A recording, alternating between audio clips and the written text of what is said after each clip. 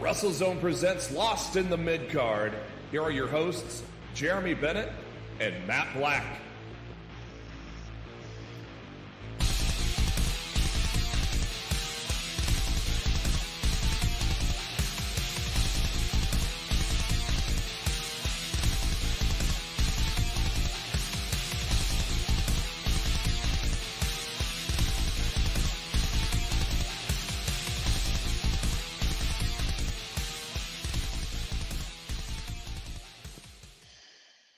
Ladies and gentlemen, welcome to the podcast where this weather sucks, but wrestling is good. And hopefully for Matt, football is good. It's Lost to the Midcard. Welcome to, God, we're midway through January already. We are a couple of weeks out from the Royal Rumble, my favorite pay-per-view of the year. We are a couple of days out from a couple of good pay-per-views this weekend from New Japan Pro Wrestling and Impact, so much so that I actually subscribed to New Japan World to watch Battle in the Valley.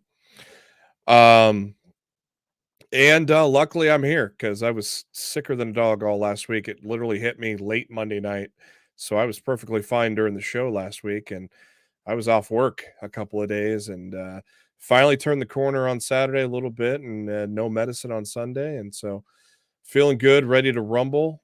Though talking out loud, I kind of feel a little bit, but feeling good and ready for these damn negative temperatures to get rid of from the state, because it's been negative 22 nights in a row, and it's going to be negative 15 tonight. Then it's going to rebound a little bit, and then Friday go back to shit. Then Monday get a nice even week of mid 30s, which will feel like freaking summer. But anyways, welcome to the show. And thank you for tuning in. If you have not done so already, make sure to subscribe to WrestleZone, all one word. That way, you know, hit that bell icon and know when our show goes live every Monday evening, 7:10 Eastern, 6:10 Central, leading you up to Monday Night Raw, which I'm not sure how to expect Raw tonight. I think with Jinder Mahal and Seth Rollins, I think they're punting. Well, we'll get into that later. Jinder Mahal means I'm watching the Bucks and the Eagles tonight. Sorry. I'm hindering Jinder. If you so make sure you hit that bell icon, share it out with your friends so we can get as many people in the chat as possible. And let's get right into it. We've got a lot to talk about. You can follow me on the Twitter at JB Huskers. And as always, on the Twitter at Raw F Showtime is Mr. Nervous Matt Black. Matt, how you doing? Dude, I expected the Steelers to be far out of this game by the time we went live. And the fact that they're within 7, it's mind-boggling to me. I figure without Watt, we didn't stand a chance. What? We're in the freaking game, and I'm freaking stressed out. I got the TV. I can hear the TV in the other room. I've got my cell phone here with the score and everything. You know, I've got the game right here on my other monitor for the moment. Not late hit on Josh Allen, not good, but there's still a lot of time left.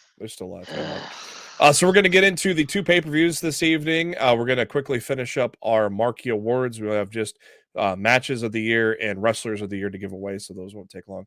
And then we'll see what happens, see how much time, if we have any time left. Let us know in the chat what you thought of Battle in the Valley. If you saw that, let us know if you watched Hard to Kill, Impact Wrestling. I am making good on my New Year's wrestling, sir. That's right, TNA. Jesus Christ. I am making good on my New Year's resolution for more TNA this year. I bought the pay-per-view. Whatever that means. You know it.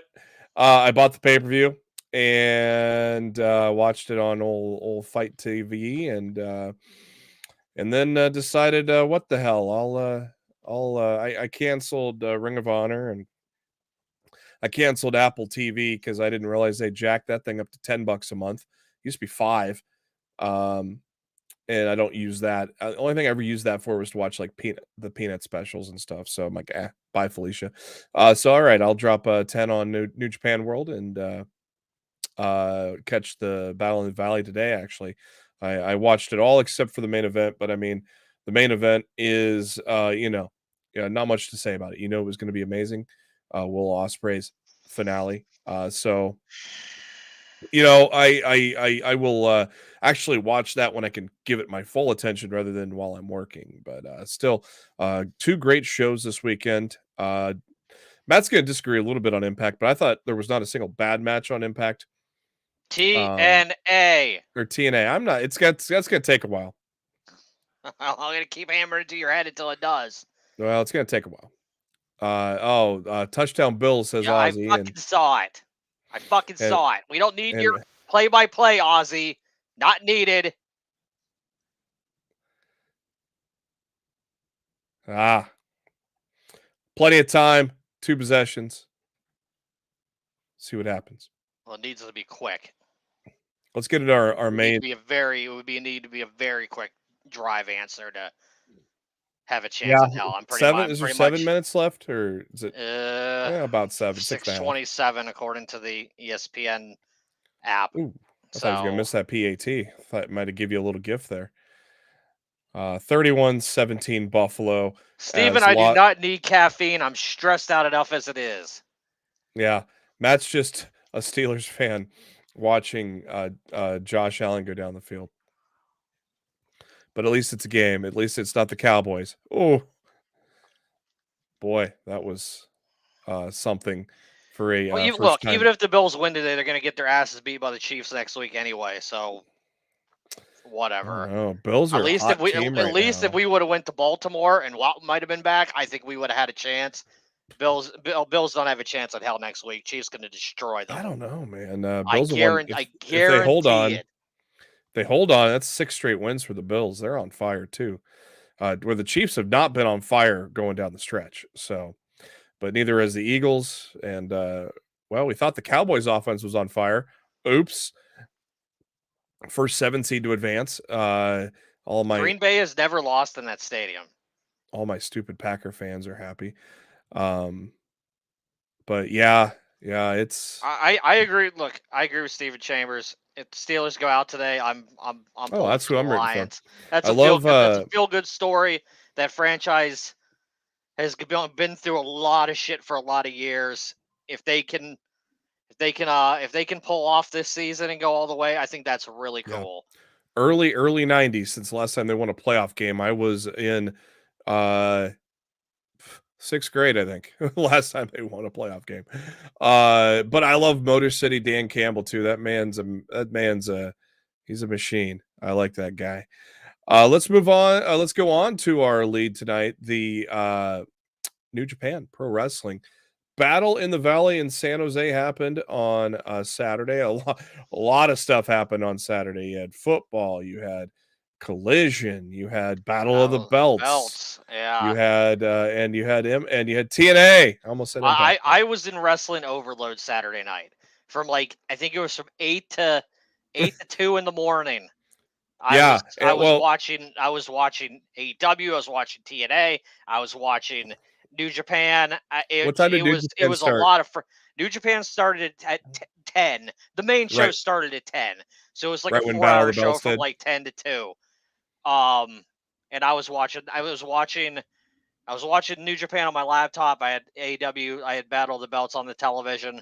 I also had TNA on the laptop. It was a giant wrestling clusterfuck on Saturday night. And then they had football on top of that. But man, it was a lot. Saturday it was a lot.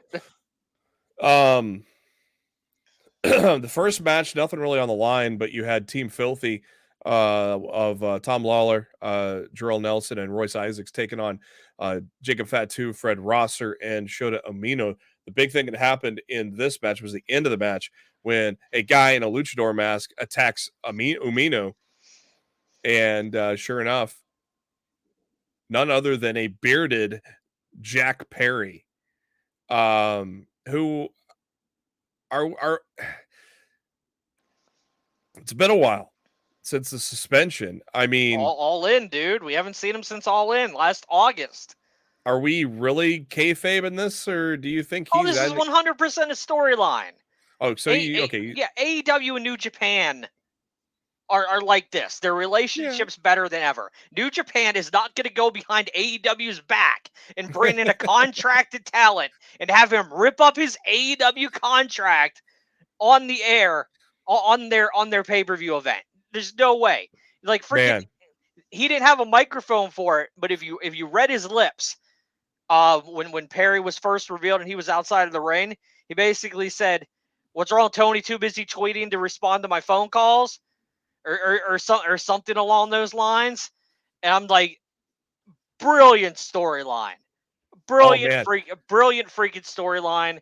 Jack Perry doing stuff in New Japan for the time being, freaking awesome. I loved this. To me, kicked off this show the right way, high gear immediately, because you were immediately like, oh shit, what else is gonna happen tonight? And that kind of stuff it's enough to really make you sit up in your chair and pay attention. You're like, okay, New Japan's out to prove a point tonight.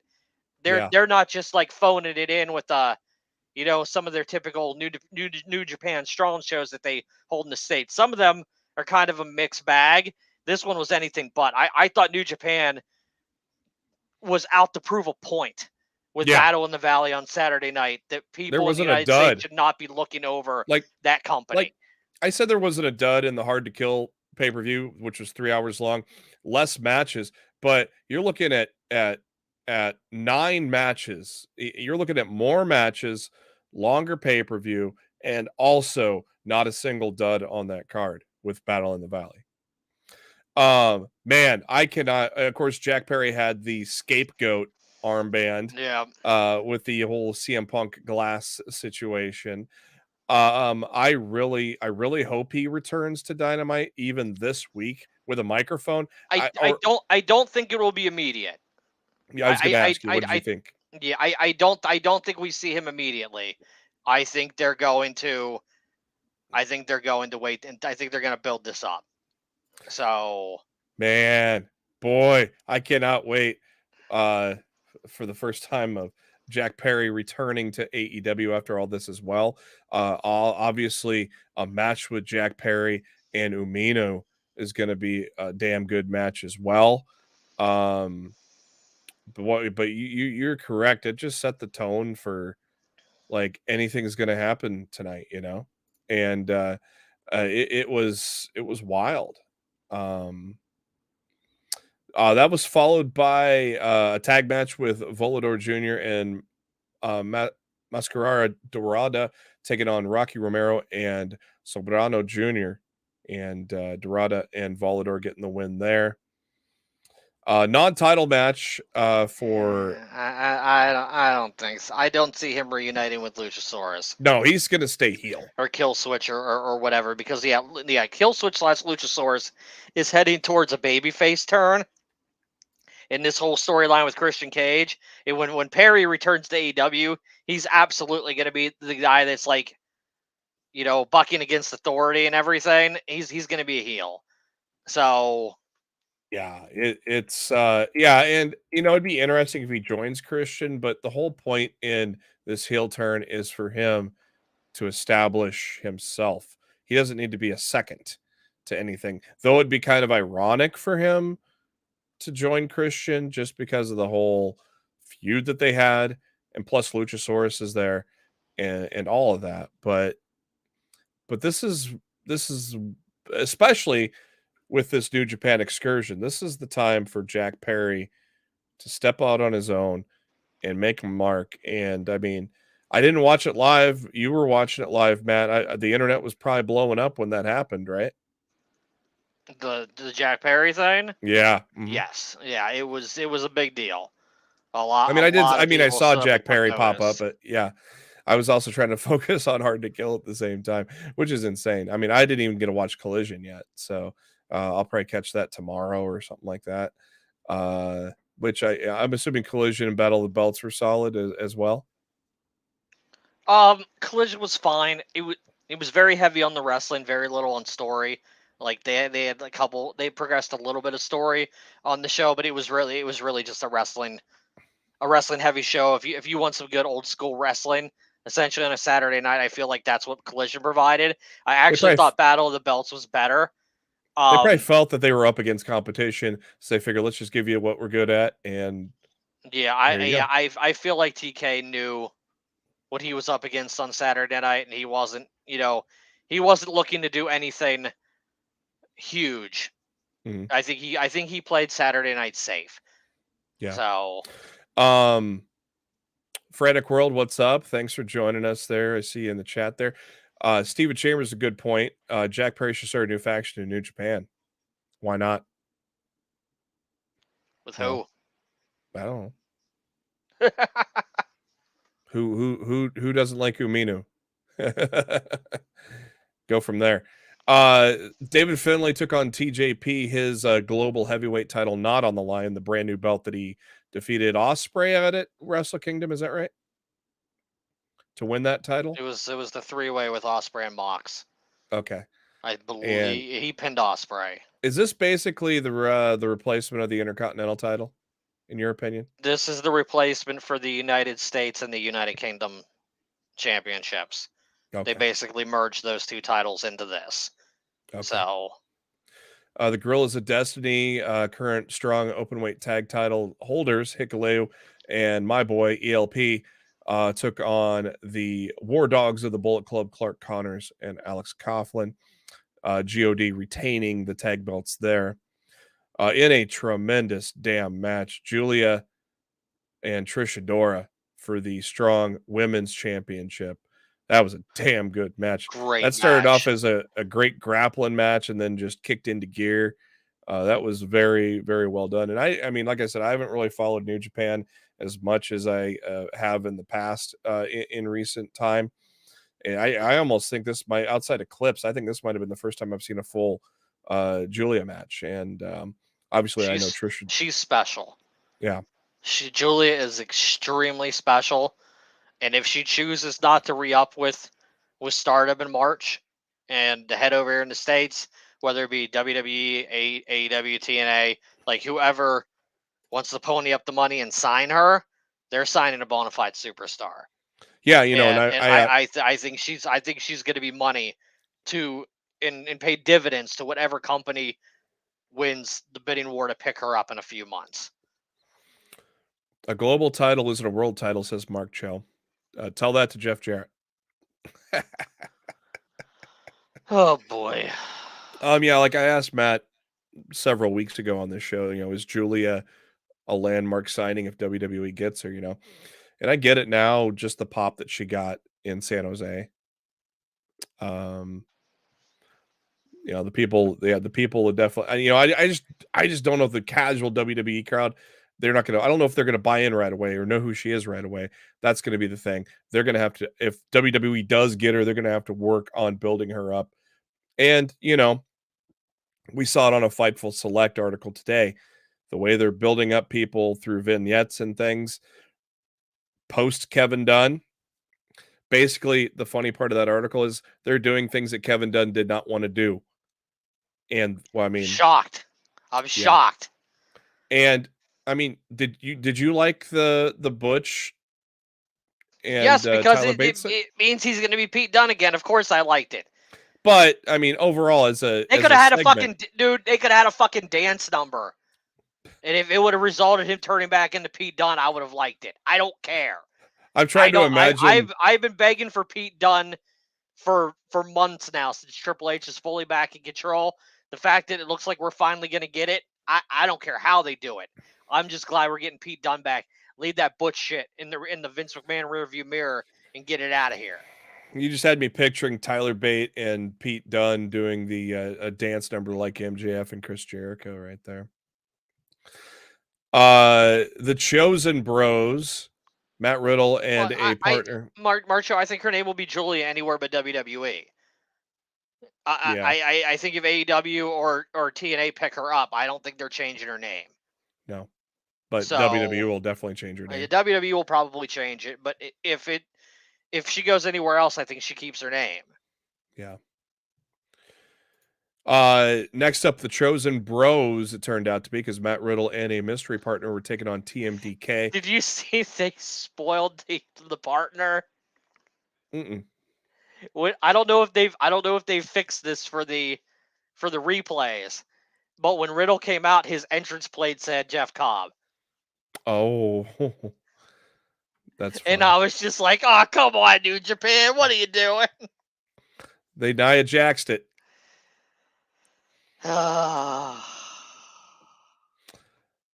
In what was a fucking tremendous match. It was a great tag match, and Riddle was insanely over. Yeah, That crowd loved Riddle in New Japan. And I love me some Jeff Cobb. I love TMDK. Jeff Cobb rules, man. Jeff Cobb rules. Dude, I don't care what Jeff Cobb's doing. I'll watch any match Jeff Cobb's in. That guy is just a beast. Yeah.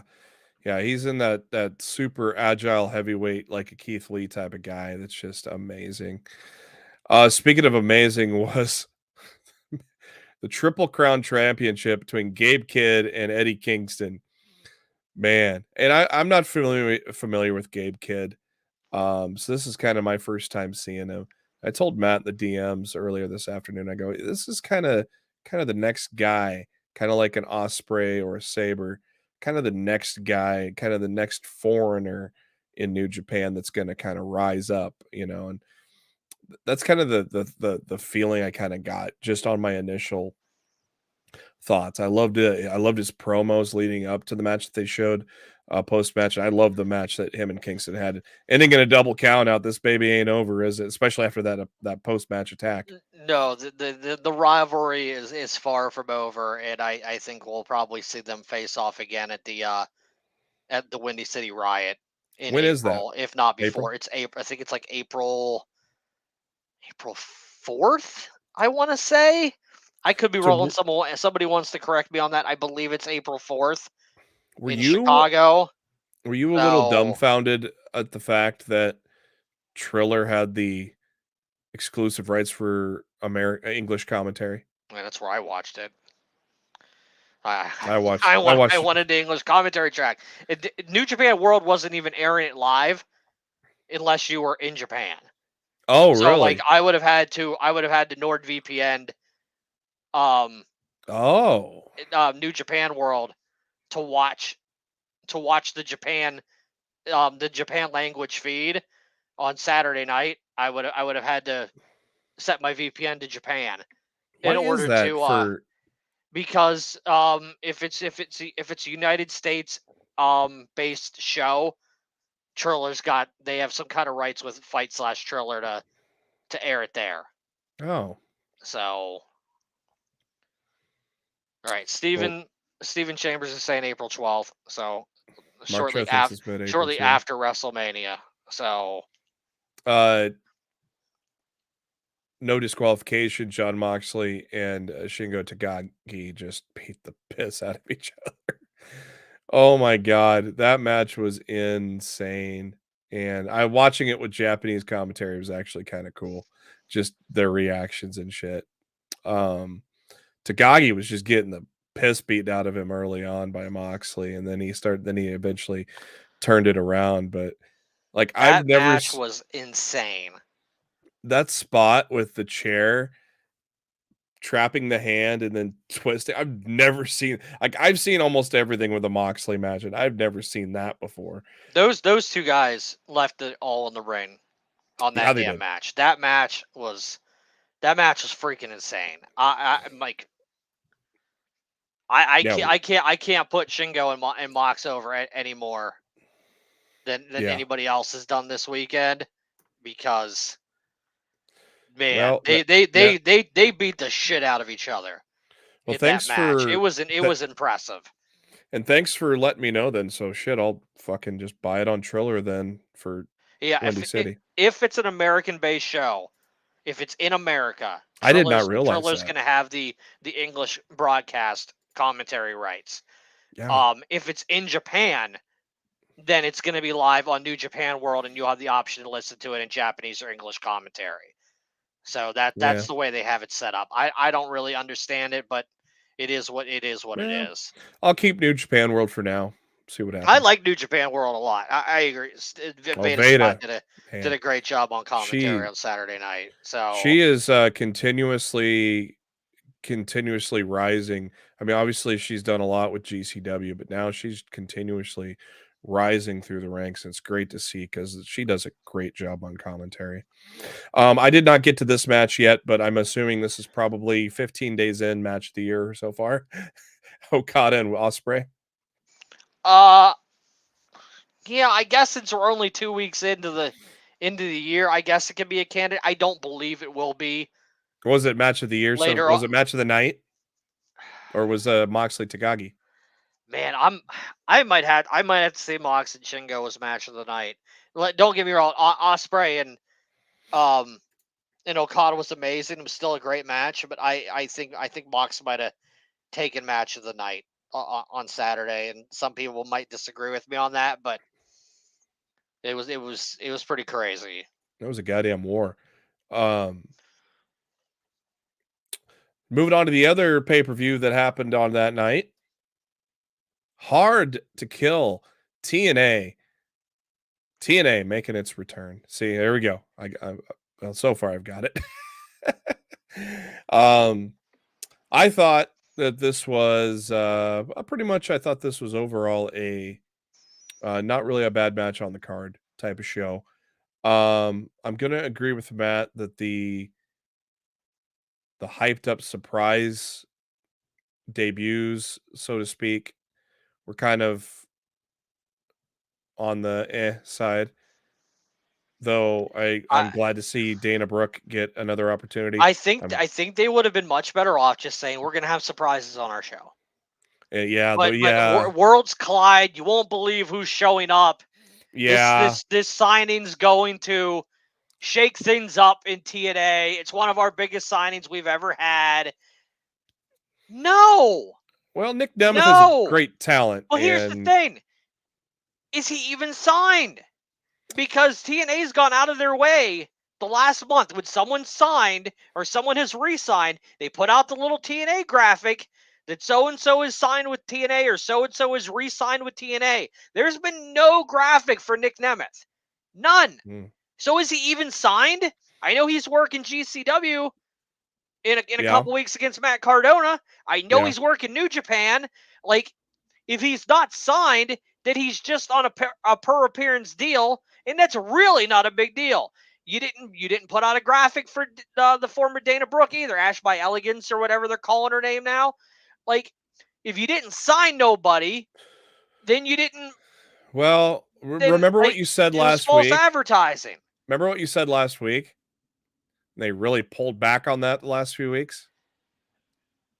Yeah, well, I think they didn't get. I think they thought they had. I think they thought they had somebody that they didn't have.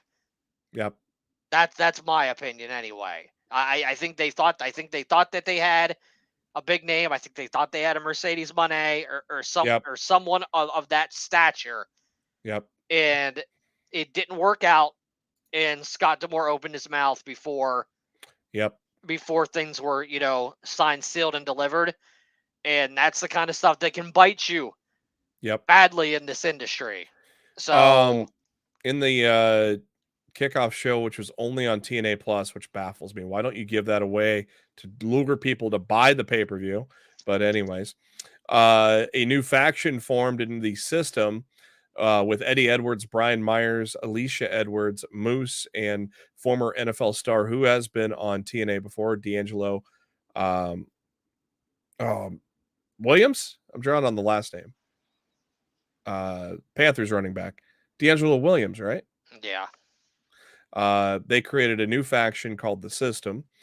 Edwards and Myers had a tag match against Kazarian and Eric Young in the pre-show. Crazy Steve defeated Tommy Dreamer to get the digital media title. And I don't understand their decision to make that pre-show exclusively for people who paid for the pay-per-view on TNA Plus. Yeah. Like, I paid for the pay-per-view, but I didn't get it because I'm not on TNA Plus. To me, that's baffling. Yeah. Because I don't like, a pre-show is supposed to go out to a wide audience to make people excited and to make the last second people who are deciding whether or not they're going to order your show, if they're going to plop down the money or not. Yeah. And the fact that you took away your pre-show from YouTube in all the usual places that people could watch it was a very mind-boggling decision. I couldn't understand why TNA did what they did. I thought maybe since I give them $1, I'd get it, but no. I thought the highlight of the pre-show was the AJ Francis and Joe Hendry thing. Yeah. Because that shit was funny. Yeah. So we kick things off on the main show with Ultimate X. Always fun to kick off with that. Second ever Knockouts Ultimate X match. Your competitors were Xia Brookstein coming over from NXT UK, Tasha Steelz, the only woman that's been in this match, along with Alicia Edwards, Danny Luna, Jody Threat, and Giselle Shaw. I tell you who impressed me the most out of this was the UK girl, Danny Luna. I thought she looked great in this match. It was a fun opener. I mean, it's hard to really have a bad Ultimate X match, but it was a fun opener. I get that. You want to have monthly exclusives and whatever, but to me, a pre-show should not be locked behind a paywall. No. I don't care what wrestling company you are. You should not lock your pre-show behind a paywall. That defeats the purpose of the pre-show. Yeah. At that point, your pay-per-view should have just been 4 hours. That doesn't make any sense to me. It's crazy to see Vladimir Kozlov in 2024, but he is in. It's hard to even recognize him, honestly.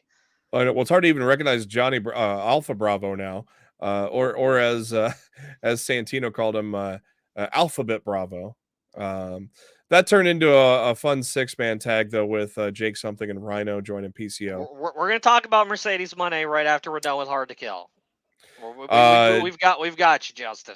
Not scheduled for this night, but the TNA Knockouts World Tag Titles were put on the line. Yeah, that was random and out of nowhere. Yeah, the impressive run by my girls, my favorite tag team of the women, MK Ultra, Masha Slamovich, and Killer Kelly. Long run they had with those titles. As soon as Decay was returning, with Rosemary now coming back, yeah, it kind of seemed obvious right off the gate. Yeah, I thought the women's Ultimate X was very obvious too, because to me, you didn't think Tasha wasn't going to win it twice. No, and none of the other four were going to. And to me, Giselle Shaw was the biggest star in that match. Yeah, and you put her in there with Tasha, who's won it before, and a bunch of no offense, I like them all, but a bunch of the lower card knockouts. And I knew none of them were going to be getting that title shot. I wish they would have had more star power in that women's Ultimate X, so I was more questioning who was going to win that match. Like, I knew going in like that, this is Giselle Shaw's match to win. Yeah, and I thought it was very weird the choices of the 6 women that they picked for that match. The only thing was with the creation of the system, I could see Alicia Edwards maybe putting them over. I don't know, but I think I think the stable would have had to have been created and featured ahead of time for her to be conceived as a threat. Yeah, not on a pre-show behind a paywall. And that's the problem with TNA taking off the last month of television. Yeah, like they haven't had a weekly television show with new content in in a month and a half, or so. It's been a long time. And when you can't build up any storylines weekly heading into a pay-per-view, it's harder to convince the viewer that something out of the norm is going to happen in one of these matches. No surprise, but the triple threat match for the X Division title was amazing. Though I'm surprised Saban retained, but Saban, Vikingo, and Kushida killed it. Josh Alexander and Alex Hammerstone. That was a heavyweight. I thought Kushida was winning. I thought Kushida was winning the title. Yeah, I predicted Kushida to win. I absolutely thought Kushida was winning that. So for Saban to retain was very surprising. Like, I knew Vikingo wasn't winning it. Like, he's already got the AAA Mega Championship. He's certainly more of a regular in AEW than he's going to be in TNA. So I don't really foresee him doing a ton with TNA. Although TNA now announced that partnership with AAA. So Stephen Chambers saying we TNA might see him more often. Stephen Chambers saying TNA ought to sign Hammerstone. I'm surprised WWE ain't tripping themselves to try to get him. I think TNA made a massive mistake here, and I'll tell you why. they let Alex Hammerstone go out there and show out with Josh Alexander without a contract. Yeah. Without a freaking contract. That was a heavyweight battle, man. TNA should have locked that man down before this match took place. Because I guarantee you, after that match, WWE's looking at him, AEW's looking at him, New Japan's probably looking at him. I think TNA did Alex Hammerstone a tremendous favor Made him money on Saturday night by letting him work that match without a contract, because I think he's going to get a big one now. I think he's good. I think that man's going to get a big deal. Fatal 4-way for the tag titles. Good match here. Kind of funny how James Drake and Zach Gibson get around the old copyright. Grizzled Young Vets. Wink, wink. ABC retaining the titles. I was surprised at the retain. I figured maybe the Vets would get it coming in there. Are the Vets signed? Maybe not. I don't know. I don't think they've been announced as being signed. They have GCW. Either. They have GCW, or they've been on GCW, but I don't know if they got dates coming. They've been everywhere. They're. Oh, another person we forgot to talk about Mustafa Ali in New Japan. Yeah. And Mustafa Ali, like, speaking of, somebody a lot of people were thinking might show up at TNA Hard to Kill. Mustafa Ali, had that vignette on Battle in the Valley, and he's facing who's he facing at Windy City Riot? Somebody help me in the chat. Who's Ali facing at Windy City Riot? Frederick in the chat saying Hammerstone, one of MJF's best friends. Yeah, obviously they had a lot of time in MLW together. So look, I'm telling you what, you bring MJF back in a few months after he's healed up to go against the Undisputed Kingdom, and Richard Holiday and Alex Hammerstone are at his side, and they reform the Dynasty in AEW. Oh baby, yeah, that's massive. Take on the Undisputed. Take on the Undisputed. You can't roll it out. You cannot roll that out. In your, we'll see you in 2 weeks. Jordan Grace defeats Trinity. I know, Steven, but I'm blanking on his name. Can you help me here, JB? Oh, Takahashi. Yes, thank you. My brain is not functioning right now. It's still very stressed out over that heartbreaker of a game. Not functioning properly. So we'll see Naomi in the Royal Rumble in 2 weeks. I do. That was a goodbye. That was a goodbye. No, it was not a goodbye. Oh, it felt like a goodbye. She worked Sunday's tapings last night. Okay. And she is also scheduled to work the Orlando tapings this weekend. So she will be featured on several more episodes of TNA Impact before she goes back to WWE. But I do see her appearing in the Royal Rumble at the end of the month, unless AEW swoops in at the last moment and offers her something to bring her in with Mercedes. And as I told Matt in the chat in the middle of the show, since Moose joined a newly formed faction, I figured Moose was going to win, and he did. What surprised me was it was actually clean. He actually beat Alex Shelley clean. There was some chicanery in the middle of the match, but Moose did win clean to become a 2-time TNA World Title. We got 9 minutes to go. We got a couple things to go. First, what's the latest on Mercedes Mone, Matt? That's a great question. She was at TNA with she Bailey. She was at TNA. That was honestly the biggest surprise that TNA had. They didn't put them on camera, but Mercedes Mone and Bailey were both in the audience, trying to hide up in the bleachers behind the commentators section, sunglasses and hoodies, watching the match between Trinity and Jordan Grace. But I mean, I think we talked about this 2 weeks ago on a Fightful Select report. All signs are pointing to AEW. Yes, like I know there's a lot of fans out there holding out hope that they're going to see her in the Rumble, but all signs point to Mercedes Mone heading to AEW. It's not a question of. It doesn't seem to be a question of if anymore. It seems to be a question of when. Yeah, and I would imagine they want her to have a match at Revolution. So she has to debut before that. But here's the thing. 2 weeks in a row, people are like, oh, she's got to be at this Dynamite, or she's got to be at that Dynamite. Look, AEW's in a contract year right now with Warner Brothers Discovery. They want to pop ratings. They want to get their numbers up heading into this, signing this contract. When Mercedes is going to show up, I promise you, you will know ahead of time. But whether they just flat out announce her or they do like a CM Punk first dance type of promotion, you're going to know ahead of time what show she's popping up on. Tony Khan has a huge announcement, or just something along those lines. You're going to know what Dynamite or heaven forbid Collision Mercedes Mone is going to debut on ahead of Revolution, because I can't see them. Revolution's already pretty much sold out. They've sold over 15,000 seats. I think they've got like 60 some odd seats left available right now, unless they open up even more room and take down their stage. So like that place is sold out. Well, they probably will. They usually do. If they want to ruin the look of the thing and take down the stage, they can go there. But they don't need her there as a debut. I think she's gonna work, because her there as a debut kind of takes the shine off of Sting's last match, and I think the focus of that pay-per-view should be on Sting. Yeah. Have her show up. I think she will show up ahead of time, and she will set herself up with a match before Revolution.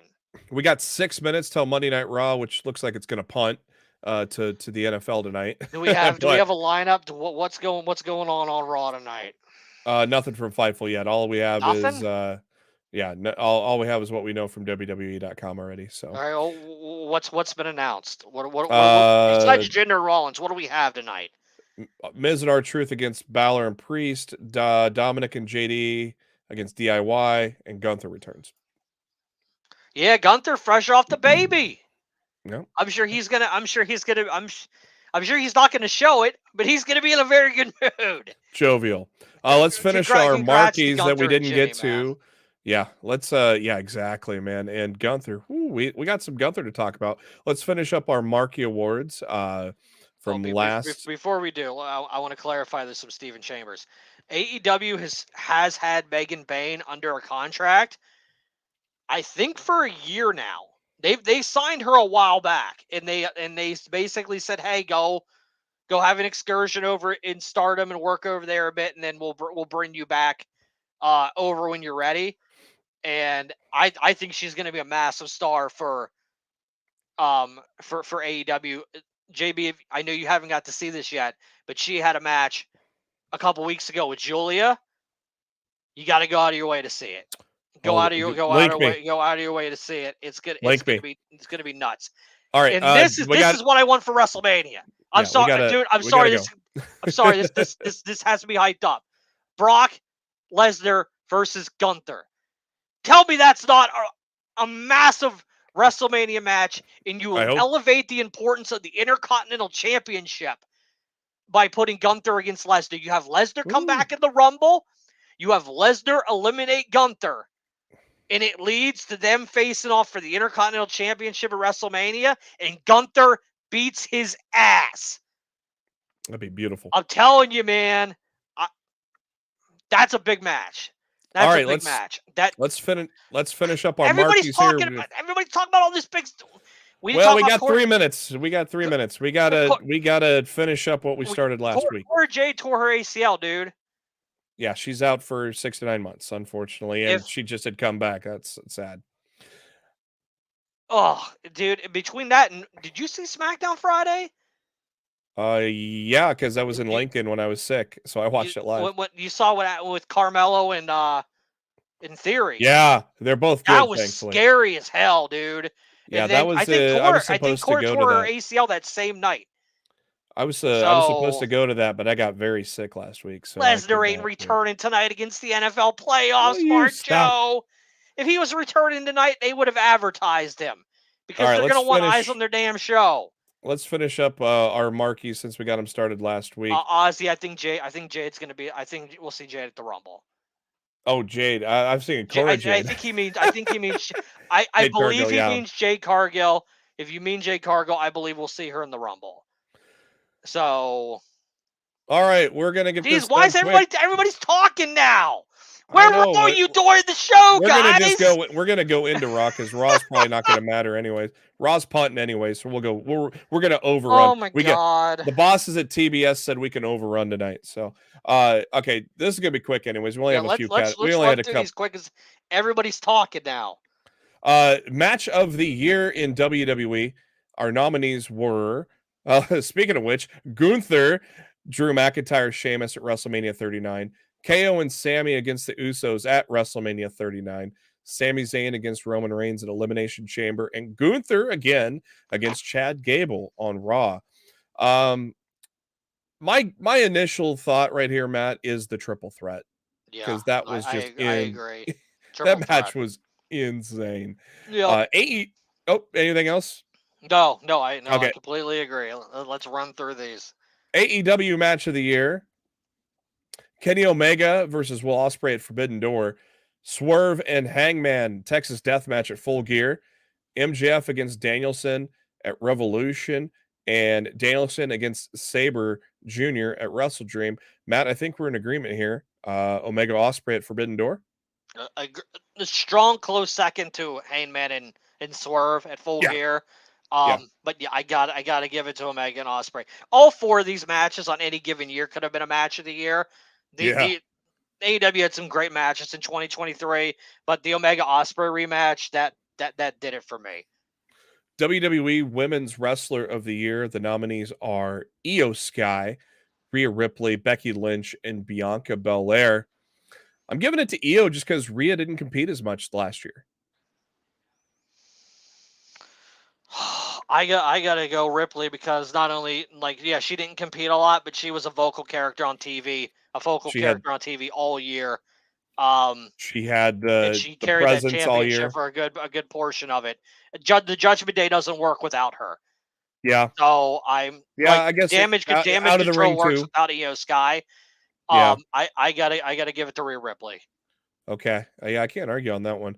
AEW Women's Wrestler of the Year nominees are Hikaru Shida, Jamie Hayter, Timeless Tony Storm, and Saraya. Oof. It's I Tony gotta Storm, say, dude. yeah, I gotta say Tony Storm. Hayter if she wouldn't have got hurt. If Hayter wouldn't have gotten hurt, this might be a very different category, but she did. And to me, the only person even close to Tony this year was Hikaru Shida. So And it's all about Timeless. yeah, and NXT wrestlers, I would say Carmelo Hayes is probably NXT for the men, and then for the women, probably Tiffany Stratton, I would say. Now, WWE Wrestler of the Year, the nominees are Seth freaking Rollins, Gunther, LA Knight, yeah, Sami Zayn. Notice there's no part-time bitch on this list. I got to go Gunther. I'm going Cody Rhodes. Oh! Company wouldn't be where they're at right now without the American Nightmare. Cody's had banner after banner all year. Did we replace Sami Zayn with Cody Rhodes? I don't know. We did. I'm going with the American Nightmare. Okay, yeah, I can't complain with that. And two more categories: AEW Wrestler of the Year. Your nominees are Bryan Danielson, Orange Cassidy, Samoa Joe, MJF. Gotta give it to the Pirate up there, right? Dude just had banger after banger most of the year. He got hurt a little bit, but he's only out a couple months. Or Orange Cassidy. It's Mr. hard, Consistency. dude. It's hard. I don't know. I'll let you pick here. To me, you could make a case for any four of these men being AEW's Wrestler of the Year last year. I'm gonna go Orange Cassidy because he made that belt. He absolutely made the international championship in 2023. He probably wrestled more matches than all three of the other guys combined as well. He probably did. So Danielson had a good set of matches though, but okay, yeah. he missed several months with a variety of injuries too. So, but yeah, Orange Cassidy made a title and made it important. So, Wrestler of the Year, all promotions: Bryan Danielson, Seth Rollins, Gunther, and Will Ospreay. Are we going with the one that hasn't really we didn't really talk New Japan awards? Are we going to go with the New Japan guy for overall wrestler of the year? Yeah, I got to go Ospreay. I cannot wait to see what 2024. I think he's gonna have a huge 2024 in AEW. All we gotta let people go tune into Raw, man. Yep. We're killing daylight here. All we've missed so far is Jinder Mahal and Seth Rollins walking down the hallways. So they're doing the recap there, but oh joy. Yeah, that's gonna be interesting to see. Anyways, thank you for tuning in to Lost in the Midcard. We're gonna be back next. Can you believe it? We're gonna be back next week with our Royal Rumble predictions. I'm excited, man. It's gonna be a big event for WWE. Royal Rumble is truly gonna shape the road to WrestleMania 40, and I think we're gonna have a lot to talk about in 2 weeks' time. Oh, baby. For Matt Black, this is Jeremy Bennett. Thanks for tuning in to Lost in the Midcard. Have yourselves a good week. We'll catch you next week.